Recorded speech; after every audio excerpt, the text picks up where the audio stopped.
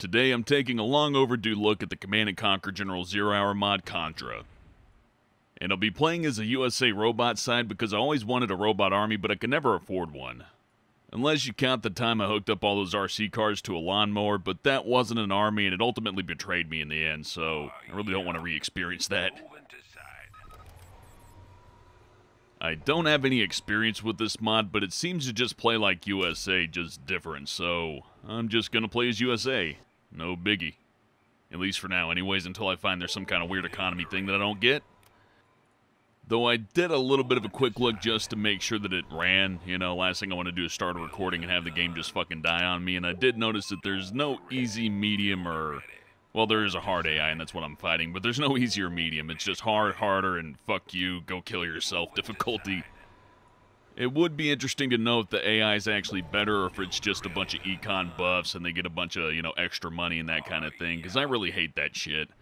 I mean, I'm not ragging on the modder necessarily. That's more of a EA problem. You know, they just didn't update their game. They kind of just shoved it out. But this is an old RTS game. I mean, maybe not old in the terms of, like, Command & Conquer being made in 1995, but, you know, it's like one of the first 3D ones, and pathing and clipping, and there's all sorts of other issues to consider, so I don't blame them too much for it, but, yeah, on the same end, I would like some AI that's actually smarter and not just buffed up. And, of course, natural response to that critique is, why don't you play online? Well, the reason I don't play online pretty much at all is that most of the people playing are overseas and not in America, and the connectivity's poor, and I get mismatched, and then you gotta deal with people that have been playing the game for like 20 years straight, and, you know, I'm okay at the game, I'm not an expert or anything, but there's no way I'm gonna beat somebody like CNC HD. That's just not gonna happen. Not that losing makes me pissed off or hate a game or anything like that, that's just something that happens. It's actually kind of a good thing, you learn from it, but yeah, when you're playing against somebody who's just going to kick your shit in every single time, you just don't learn shit. Not to mention, I think it makes the game a little bit less fun for them too. I mean, if they're going to play against somebody who can't beat them, why not just fight against AI? I actually had that experience with the Command & Conquer Alpha back in, what was it, 2012? Shit, that's been a long time. But yeah, nobody knew anything about the game, and I was playing it obsessively, so when I got in a room that was full of people just trying to figure out the game, it really wasn't fun, and it didn't make for a good video either. It's just me rolling up with a couple of light units and wiping out their fucking base. It's pretty fucking boring in my opinion. Oh yeah, and last but not least, the AI doesn't wait for you, you know what I mean? You don't have to sit in a lobby for 30 minutes, you don't have to wait to find that one player you can connect to. It doesn't take a fucking hour to get a game going, so that's another pretty big advantage. I can just sit at the computer and play the game instead of waiting in the lobby for a fucking hour, which I've tried before.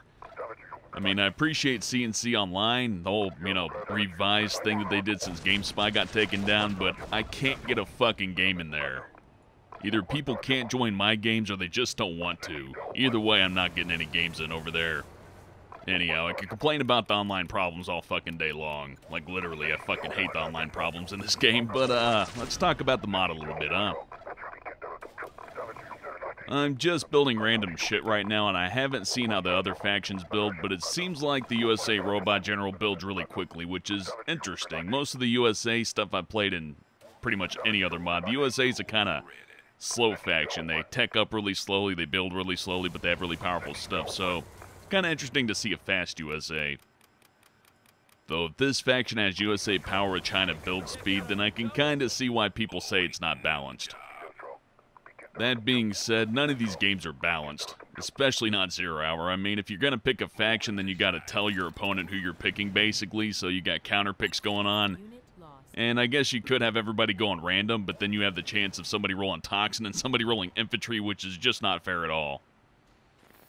And I don't really blame EA or the mod makers for that one. Balancing an RTS with multiple factions is hard enough. I mean, just 3 factions, USA, GLA, and China would be pretty hard. But once you toss in all these sub-factions and shit, it really makes things just fucking crazy, which is part of the appeal for this game. Frankly, I think if they balanced the game out, it would make it really bland, kind of like Planetary Annihilation, where everybody's the same faction. I mean, it's balanced, but there's no flair to it, you know what I mean? The way I see it, if you want balance in this game, don't pick your favorite faction, just do something like China Tank versus China Tank, then nobody can complain. Who am I kidding? Gamers always complain. That's basically what we do. That's how we get good games. If we don't bitch about what sucks, then they'll just keep putting out more crap. Then again, we keep spending our money on it, so that might also be a contributing factor. doesn't help that games journalism's just a bunch of clickbait crap and paid-for reviews and just a bunch of shit. I mean, you can't trust anything those people say. Like, I rag on people that bitch about games, but they're pretty much the only people you can trust. Somebody's going to go out of their way to say, I don't like this about a game, I don't like this, it's not balanced. At least they're being honest with you. If Kotaku or Polygon tells you a game is good, then you have to question it, you know what I mean? Does the reviewer actually play the game? Did they spend time with it? Or are they just spewing shit because they like the developer? Fuck those people. I mean, it's just a sad state of affairs. I mean, gaming journalism has always been kind of shit, but at least when you opened up a GamePro, you didn't get the feeling that they were trying to push shit down your throat. Maybe Nintendo Power once in a while, but even then they'd put bad reviews on Nintendo games once in a blue moon. Yeah. I'll trust some random Steam review or some internet forum post way more than GameSpot, Kotaku, IGN, all those fucking online outlets. They're just a bunch of fucking garbage. I just go onto YouTube, frankly. Like, during the Steam Summer Sale, I saw a bunch of games that I was kind of on the fence about, but hey, the price is cheap. I'm thinking, you know what? The discount on a shitty game's still not really great, so I'm going to toss it into YouTube. And I watch a YouTube video, and I'm like, hey, the gameplay looks fun. Person's having fun playing it. No glitches, no weird bugs. Looks like it performs well. Buy the game, play it myself, then I enjoy it. When you really think about it, that makes a lot more sense. Why do I want to hear somebody describe a game to me? Why wouldn't I just want to watch somebody play it and get my impressions from that? Kind of makes the whole concept of a review seem pointless. Don't get me wrong, there was a place for reviewers back in the mid-90s to early 2000s, but now that we're not stuck using fucking shitty-ass real media player to where you're looking at a 240p video with some soapy-ass digitally compressed bullshit, and the very second a game comes out, somebody's going to have a gameplay video right there that you can just watch. You can just see the game for yourself. I really don't see the point of just taking somebody's word for it anymore, especially considering all the fucking cronyism and corrupt bullshit that goes on in the background. I mean, that shit was going on during the mid-90s, but at least to me it seemed like it was less overt than these days. And I guess it just has to do with the fact that that medium's dying out. You know, YouTube's here, people can just watch the games now. Really, that's a good thing. The sooner people stop looking at all that clickbait shit and, you know, checking out somebody else's opinion on a game instead of forming their own just by looking at it, I think we'll see a lot less shitty games out there, because people just aren't going to buy the crap, and that's basically why we get shitty games. I don't even think it matters whether it's a big or small website. I mean, Kotaku versus IGN, who gives a shit? It's still a company trying to push something on you. To where if it's just somebody making YouTube videos, they really don't have any kind of motivation to bullshit you. You know, most of them aren't getting their wheels greased or anything like that. Maybe they'll get a free game once in a while, but, well, yeah, you might want to watch out for that. If somebody gets a free game and they don't disclose it, then you might want to take their opinion with a grain of salt next time you see them do a new game. But for the most part, people are pretty honest here. At least in my opinion, if somebody's making YouTube videos on games that they're spending their own money on, they're probably not going to lie to you about it. They just don't have any reason to. In fact, a lot of people prefer to watch people freak out and shit-talk video games, so they're probably more likely to say something bad about a game. Yeah, that's another thing to look out for. If you see somebody who's saying nothing but positive stuff about a game, keep in mind that they may have a little bit of bias. Or maybe they're just, you know, starstruck by it, you know, like Fallout. I'll play Fallout and be like, fuck, Fallout's so goddamn awesome, I love Fallout New Vegas, but if you said the game was perfect, you'd be a goddamn liar. That game's full of fucking glitches. It's a fucking Bethesda game. That's just how those are. And hell, I can admit it, I'm guilty of that once in a while, like the active aggression game. I really didn't say anything bad about it, and it did have some pathing issues here and there. Granted, it was a beta. It wasn't the final game, so, you know, I put that in the title. You know it's a beta, so if you see something that's wrong with it, I mean, obviously, they're probably going to fix it, but yeah, I didn't say anything too negative about the game, though there wasn't that much I didn't enjoy about it. Again, it's a new game, and when you get a new game, sometimes it's just like, ooh, new thing, I love it, I love it, I love it. Then you play it for about a month, and you realize, oh, well, that wore off quick. It's kind of like a drug. If you play a new game in a genre that you like, it can be like your first beer, to where you drink one, you're like, that was the best thing ever. I want to drink beer 24 hours a day, 7 days a week. Then you try doing it, and you realize, oh, God, this is fucking awful. I'm sick all the time. I really don't want to do this anymore. Then you kind of come back to your senses and think, oh, well, there's positives and negatives to this. So yeah, trust your eyes and not your ears, I guess is what I'm saying. If you can look at a game and see somebody playing it and it just looks fun to play, you're getting a lot more information out of that than you are from somebody talking about it. And that same shit applies for people that are just negative about every game too. You know, if somebody's just talking shit about a game, that doesn't necessarily mean that it's bad. There's lots of games that people don't like that I enjoy. I guess the best example I have of that is Twisted Metal. That's a game that's usually mixed on reviews, kind of sliding into the negative area, because a lot of people just don't enjoy car combat. Personally, I fucking love that shit, but for a lot of people, they're like, this isn't Quake, or this isn't Final Fantasy, or this isn't GTA, so no. So yeah, you can't really trust that shit either.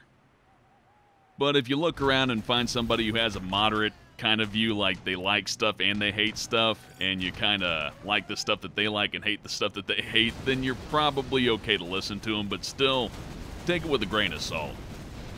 For example, I love Total Biscuit, and he doesn't enjoy The Binding of Isaac, and I fucking love The Binding of Isaac. So if I just took his word for it, I'd probably never play that game. I'd have missed out on something that's really fucking good. Anyhow, I'll get off my soapbox right now. I just had to get that off my chest. You know, that Gamergate stuff and all this other bullshit about gaming journalism kind of sets me off. I had a lot of GamePro magazines and EGMs sell me a lot of shitty SNES and Genesis games. But these days, you really don't have to fall victim to that. You got YouTube, you got Twitch, you got Steam reviews, you got internet forums, all these fucking resources at your fucking hands. You can actually look at a game before you buy it instead of just looking at the back of a case. So much better. Oh man, the back of the boxes. You know, the worst experience I had with that was with Far Cry on the Wii. If you look on the back of Far Cry for the Wii, it shows pictures of the Xbox 360 Far Cry Vengeance game, which looks a hell of a lot better than Far Cry on the Wii, like, by a huge margin. So that was just literally lies. I'm surprised they didn't get sued over that or something, like the Better Business Bureau didn't come after them, because that was false advertising, like literally, just straight up fucking false advertising. Oh man, I said I'd get back to the game, but I really went off on a tangent there. It's just a topic that's been itching at me for a while. I hadn't had a good place to speak out about it, so thanks for listening to me bullshit about that crap. But still, like I said, form your own opinion. Don't take my word for it. Don't take someone else's word for it. Look at the game. Take somebody's opinion with a grain of salt, sort of as a guidance, maybe a little bit of an explanation here for why this is or how this feels. You know, that can be valid, but don't let somebody tell you what's good and what's bad. Because at the end of the day, it's just an opinion, and it's kind of like somebody telling you that blue's the best color and every other color is awful. You know, that's just a bunch of crap. We all know green's the best color. Anyways, now that I've told you not to listen to anybody's opinion, I guess I'll just go ahead and give my opinion on this mod. Really liking it so far. Of course, I'm just playing as the USA Robot General, and they may be a little bit overpowered, but fighting China right now has been pretty fun. They got the sniper tanks on their side. They set me back a couple of times, but then I ran them over this last time, and I'm pretty sure I got it locked in now, unless I totally fuck this up and they wipe out all my units with some kind of general's power and they rebuild instantly because the AI can build like several things at once, but I'm pretty sure I got it locked in right now. I guess as far as critiques go, I'm not a huge fan of what they did to the interface. I don't think it really needed any changing, but hey, you know, you're modding, I guess you just can't resist doing that. Not really a negative, just something I don't appreciate. It's just one more new thing to learn, which, seems like a waste of time to me. I like what they did to the AI, but it's still the General's AI, you know? It's just sitting there collecting a bunch of resources with their boosted-ass economy. But again, that's more of a critique against EA than the mod creators. I don't think that you can really readjust the AI very much in this game, and not to mention a lot of that's map-based. Some maps the AI just can't function, and that's kind of on the map makers, so things get really convoluted at that point. As far as positives go, I do enjoy a lot of these new units. The Cylon drop is pretty cool, the sniper tanks are badass. I do like the little USA drones, how I'm not using a bunch of heavy tanks. Although I don't like that the whole strategy center and all that other stuff's locked behind XP, so I guess you can only get the really good stuff if you're in a long battle and kill a bunch of enemies.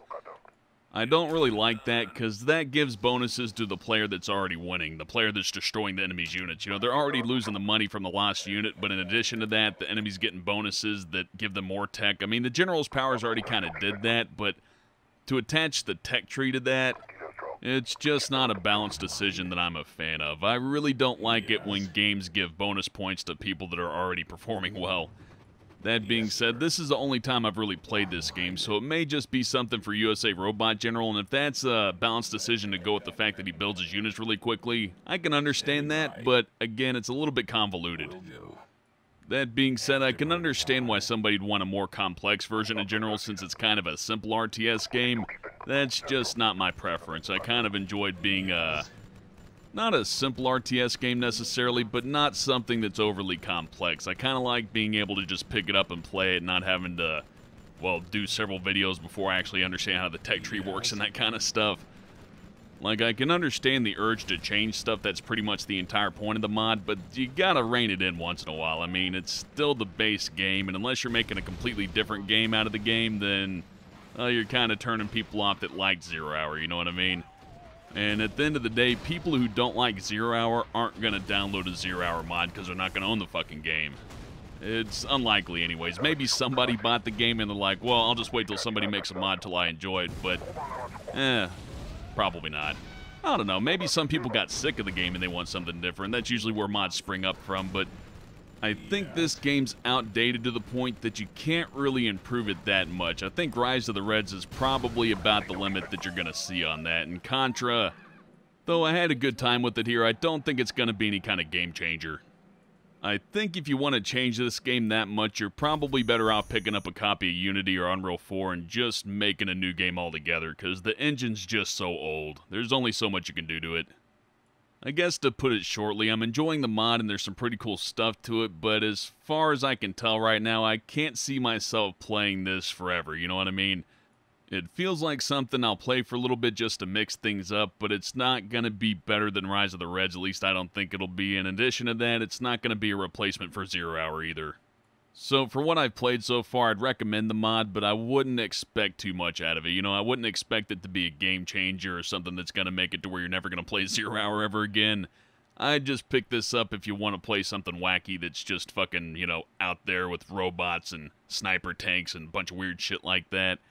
Which, you know, there's merit to that, there's fun to that, but I don't think this is going to be the main Zero Hour mod that people are going to play. I think that title goes to Rise of the Reds, at least for now. I'll have to play this some more. Maybe I'll change my mind later on, but I'm kind of doubting it. I'm kind of getting a Marvel vs. Capcom 2 vibe from this, in that I'll enjoy playing it, I'll have a lot of fun with it, but once I'm done with the game, I'm going to be done with it. Or to put in even more simple terms, it feels fun but shallow. Like, I'm not going to get a lot of mileage out of it. But hey, this is just a first look. I haven't really gotten deep into the game yet. Maybe it'll be my favorite. I don't really know yet. I'll have to give it a couple of more rounds, but that's my opinion for now, and I'm out of time. So thanks for watching, and I'll see you again soon.